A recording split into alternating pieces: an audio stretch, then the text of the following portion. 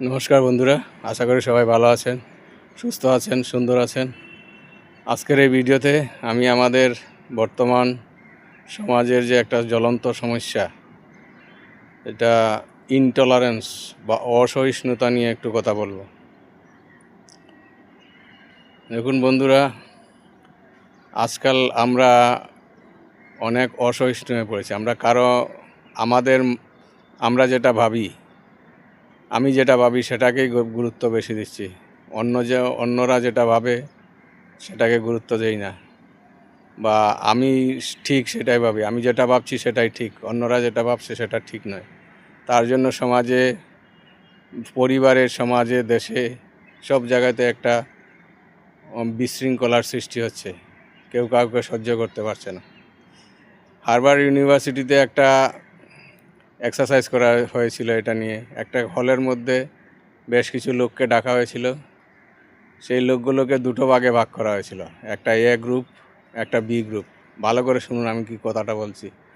এ গ্রুপকে একটা সুন্দর যুবতীর ফটো দেখানো হয়েছিল, একটা গ্রুপ, যেটা এ গ্রুপ। আর বি গ্রুপকে একটা বুড়ি মহিলার ফটো দেখানো হয়েছিল।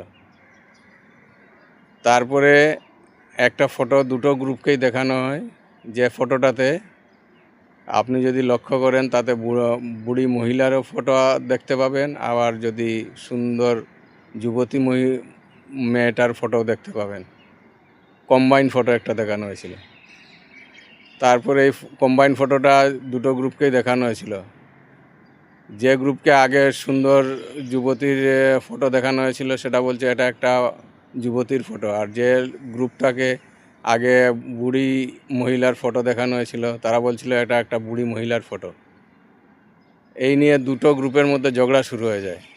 তারপরে যিনি মিটিংটা কন্ডাক্ট করছিলেন উনি ভালো করে বুঝিয়ে দেন, ওদেরকে দেখিয়ে দেন যে একটা ফটোতেই দুটো ফটো কম্বাইন করা আছে। তখন দুটো গ্রুপ ওইটা বুঝতে পারে এবং ঝগড়া মিটে যায়।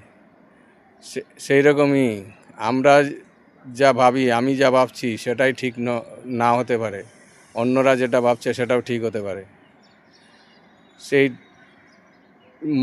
সেটা যদি বুঝি আমরা এবং অন্যের মতটাকে যদি একটু গুরুত্ব দেই, তাহলে আমাদের সমাজের এই অসহিষ্ণুতা বা ইনটলারেন্স যে একটা বড় সমস্যা হয়ে দেখা দিয়েছে, সেটা এক সমাধান হতে পারে, সেটার থেকে আমরা একটু মুক্তি পেতে পারি।